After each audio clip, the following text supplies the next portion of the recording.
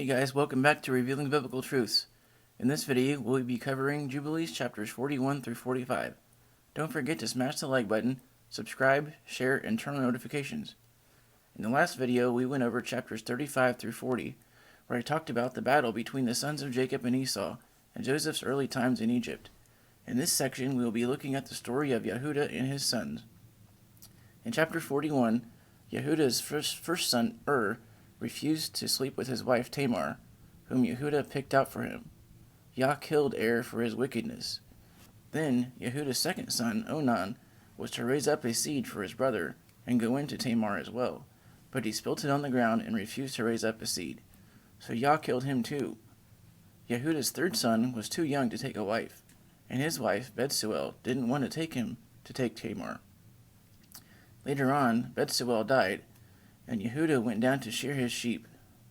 Tamar changed into clothes of a whore, and when Yahudah saw her, he asked to sleep with her, not knowing it was Tamar. After some haggling, a deal was made, and Yahudah went in to her, and she became pregnant by him. After finding out that it was Tamar, Yahudah repented, and said she was more righteous than him. She gave birth to twins, named Perez and Zerach. About this time, the 7 years of plenty were up, and the 7 years of famine had started. It is noted that Yahudah was forgiven his sin. Chapter 42. The famine began in the known world, and Egypt had plenty of food because of Joseph's efforts. People all over the world came to Joseph and bought food from him. In Canaan, Yaakov sent 10 of his sons down to Egypt to buy the grain, but he kept Benjamin with him. When they got there, he recognized them, though they did not recognize him. He questioned and detained them, but let them all go except for Simeon. They went back to their Canaan, but Joseph had put extra gold in their sacks. He commanded them to bring their younger brother with them. They told Yaakov, their father, about everything that happened, but he was hesitant to let them take Benjamin in, as he had already lost Joseph, and now Simeon was detained. After some time, the famine increased, and Yaakov finally asked his sons to go down and buy grain and take Benjamin with them. Both Reuben and Judah said they would not let anything happen to Benjamin. When they arrived in Egypt, Joseph recognized Benjamin and let Simeon go and made a feast for them all. It says in verse 23 that he gave Benjamin 7 times the portion of the others. This seems to contradict the Genesis account of Benjamin's portion being 5 times.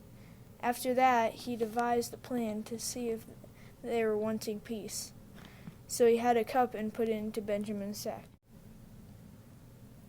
In chapter 43, the plan was put into action, and they left and he followed them, finally catching them. He accused them of stealing the cup, and they denied it. Then, looking into each other's sacks, they finally found it in Benjamin's. They rent their clothes and came and bowed down to him. Joseph told them that Benjamin was to be his servant while they could go back. But Judah petitioned Joseph to let him take Benjamin's place, so that he would do anything to save him. The rest of the brothers were in agreement, and when Joseph saw that they were honest and good, he finally told them that he was their brother Joseph. At first they didn't believe it, but he spoke in Hebrew, and then they both wept. He told them to go get their father and bring him down to Egypt because of the famine, and it would be still 5 more years before the famine was over. He sent them away with chariots and provisions, and came to Yaakov, their father. He did not believe it at first either, but when he saw all the gifts and the story, he became excited and wanted to go see Joseph. In chapter 44, Yaakov heads south to go to Egypt, but stops at the well of the oath, where he had first had the encounter with Yah, and he hesitates to see if he should go down, as he was afraid.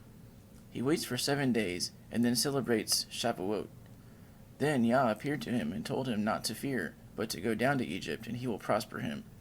So his sons gathered him and all his possessions up, and they went down to Egypt. Judah went ahead to see the land of Goshen, which was the best part of the land. The rest of the chapter goes all the way through the names of the sons of Yaakov that went down, and the total number was 70. In chapter 45, Yaakov finally enters Egypt at the new moon of the 4th month, which is the beginning of the summer season. Joseph goes up and meets his father, and they weep together. He and his brothers have a meal together, and Yaakov rejoices to see this. So they lived in the land of Goshen for 7 years of famine. Meanwhile, Pharaoh gained all of the land of Egypt by selling the grain to them, and also their cattle. Following the 7 years of famine, Joseph gave the people seed and food so they could plant their own crops. And Yaakov lived in Egypt for 17 years, dying at age 147. Before he died, he blessed his sons and prophesied over them, and gave Joseph 2 portions of land in Canaan for his sons. He gave Levi all of his books, and the books of his fathers, to keep them preserved. This is very interesting. What were those books? Do we have any of them today? We know that they are still discovering new scrolls and texts all the time, for instance in the Dead Sea Scrolls. And Yaakov was buried in the cave of Machpelah, where Abraham was. Thanks for watching, and until next time, Shalom.